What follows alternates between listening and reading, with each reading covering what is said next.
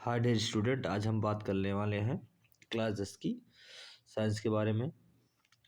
जो आज का साइंस का हमारा पहला जो चैप्टर है, रासायनिक अभिक्रिया एवं समीकरण। रासायनिक अभिक्रिया एवं समीकरण के बारे में पढ़ेंगे कि रासायनिक अभिक्रिया होती क्या है, रासायनिक समीकरण किसे कहते हैं। इसमें जो हम देखते हैं कि पहला टॉपिक हमारा है कि रासायनिक अभिक्रिया क्या होती है। तो हम लोग देखते हैं कि ऐसे परिवर्तन जिसमें नए गुणधर्म वाले पदार्थों का निर्माण होता है उसे हम रासायनिक अभिक्रिया कहते हैं।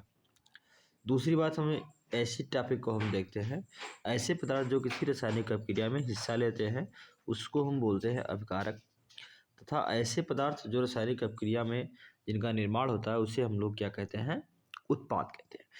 अब एग्जाम्पल के लिए हम यहाँ पर देख रहे हैं कि जैसे कोई ए और प्लस बी पदार्थ को लेकर अभिक्रिया कराते हैं तो तीसरा हमारा सी पदार्थ बनता है। इसमें से जो हमारा ये और वी है, ये अभिक्रिया में भाग ले रहा है, इस पदार्थ को हम लोग बोलते हैं अभिकारक कहते हैं। और अभिक्रिया के दौरान जो हमारा तीसरा पदार्थ सी बन रहा है इसको हम लोग क्या कहते हैं, उत्पाद नाम देते हैं कि ये हमारा क्या है, उत्पाद है। ठीक है, ये हमारा हो गया उत्पाद। उसके बाद हम देखते हैं कुछ रासायनिक अभिक्रिया के बारे में कि हमारी कुछ रासायनिक अभिक्रियाएं क्या होती हैं या इनका क्या क्या उदाहरण है। ठीक है, जैसे देखते हैं इसमें भोजन का जो पचना हमारा है, ये भोजन का जो हम लोग पाचन करते हैं ये भी रासायनिक अभिक्रिया का उदाहरण है। श्वास लेना ये भी रासायनिक अभिक्रिया का उदाहरण है। तीसरा उदाहरण, लोहे पर जंग का लगना भी रासायनिक अभिक्रिया का उदाहरण है। मैग्नीशियम फीता का जलना भी रासायनिक अभिक्रिया का उदाहरण है। दूध से दही का बनना भी रासायनिक अभिक्रिया का उदाहरण है। उसके बाद हम ये अगली टॉपिक देखते हैं कि रासायनिक अभिक्रिया को कैसे हम पता लगाएंगे कि कोई रासायनिक अभिक्रिया हमारी हो रही है कि रासायनिक अभिक्रिया हमारी नहीं हो रही है। इसको हम जानने के लिए क्या क्या कर सकते हैं। रासायनिक अभिक्रिया को पहचानने के लिए हमको कुछ टर्म या कंडीशन होता है कि रासायनिक अभिक्रिया को हम कैसे पहचानेंगे कि रासायनिक अभिक्रिया हमारी हो रही है कि रासायनिक अभिक्रिया नहीं हो रही है। तो जब भी कोई रासायनिक अभिक्रिया होती है तो उसकी अवस्था में परिवर्तन होता है, उसकी अवस्था में परिवर्तन होगा। दूसरा कंडीशन, उसके रंग में परिवर्तन हो जाएगा। तीसरा कंडीशन, उसके तापमान में परिवर्तन होगा। चौथा, गैस का उत्सर्जन होगा। ठीक है, कोई भी रासायनिक अभिक्रिया होगी ऐसे इसमें कुछ ना कुछ अपने परिवर्तन को क्या करेंगे, उसमें दिखाएंगे। बिना परिवर्तन की कोई रासायनिक अभिक्रिया नहीं होती है। ठीक है, रासायनिक परिवर्तन को प्रक्षेपित करना, रासायनिक परिवर्तन को कैसे हम देखते हैं। ठीक है, इसे एक उदाहरण दिया गया है कि जब जिंक और सल्फ्यूरिक अम्ल, जिंक यानी जिंक का शुद्ध जेड है, जिंक का जो फार्मूला होता है वो हम देखते हैं क्या हो जाता है, जिंक का जेड होता है। सल्फ्यूरिक अम्ल H2SO4 यानी सल्फ्यूरिक अम्ल को हम रासायनिक अभिक्रिया कराते हैं तो इसमें हमारा बनता है जिंक। ठीक है, जिंक सल्फेट यानी ZnSO4 जिंक सल्फेट बनता है और प्लस हाइड्रोजन गैस क्या हो जाती है, गैस के रूप में बाहर निकलती है। एक हमारी रासायनिक समीकरण हो जाती है। तो इसी प्रकार कोई बहुत सारी जो अभिक्रिया होती हैं उसको हम देख सकते हैं। जैसे हाइड्रोजन गैस को ऑक्सीजन गैस के साथ क्या करवाते हैं, अभिक्रिया कराते हैं तो हमारा बनता है H2O।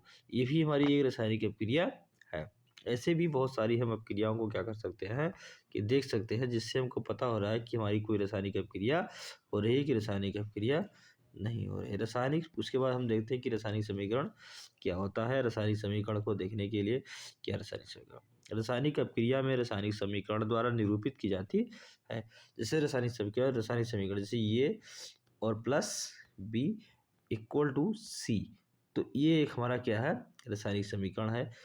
ठीक है, तो रासायनिक समीकरण द्वारा सीमित की जाती है। इसमें होता क्या है, रासायनिक समीकरण में तत्वों के प्रतीक या विकारक और उत्पादों के रासायनिक सूत्र उनकी भौतिक अवस्थाओं के साथ लिखे जाते हैं।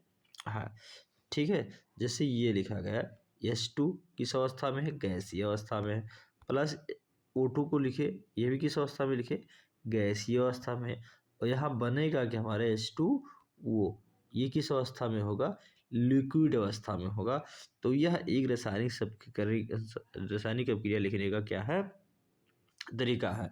जैसे H ये हाइड्रोजन गैस का प्रतीक है, वो ऑक्सीजन गैस का प्रतीक है, तथा जो H2O बन रहा है ये हमारा क्या है, एक यौगिक का अणुसूत्र है। इसी तरह से और उसके बाद देखते हैं कुछ इसमें कंडीशन होता है। जैसे रासायनिक अभिक्रिया में आवश्यक परिस्थिति होती है, जैसे ताप, ताप प्रेरक आदि को तीर के ऊपर निशान के ऊपर लिखे जाते हैं। जैसे देखते हैं कि एच हाइड्रोजन गैस को नाइट्रोजन गैस के साथ मॉलिब्डेनम आयरन तथा मॉलिब्डेनम की उपस्थिति में करवाते हैं क्रिया, तो हमारा बनता है NH3 अमोनिया गैस बनती है। तो जिसमें जो MO Fe तथा MO लिखे, ये हमारा है उत्प्रेरक, और उत्प्रेरक को स्वयं हम अभिक्रिया के तीर के क्या करते हैं, ऊपर लिखते हैं।